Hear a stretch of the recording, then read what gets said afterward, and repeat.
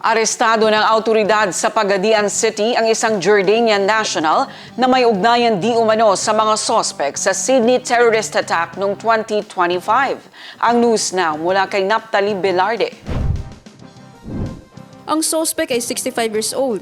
Hinuli ito ng otoridad sa loob ng kanyang pinapatakbong negosyo sa Pagadian City, Zamboanga del Sur.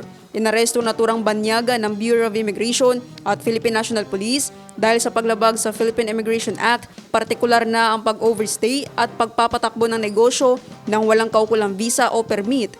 Ayon sa ibinahaging impormasyon ng Radyo Pilipinas. Ayon sa ulat, lumabas din sa ginawang investigasyon ng 1st Infantry Tabak Division ng Philippine Army na ang kanyang mga business record ay may koneksyon di umano sa mga sospek sa naganap na teroristang pag-atake sa Chinooka by the Sea, malapit sa Bondi Island sa Sydney, Australia noong December 14, 2025. Nasa kustodiya na ngayon ng Bureau of Immigration ang sospek para sa dokumentasyon at pagproseso sa mga kaukulang dokumento para sa kanyang formal na deportasyon. Naphtali Velarde, iMinds, Philippines.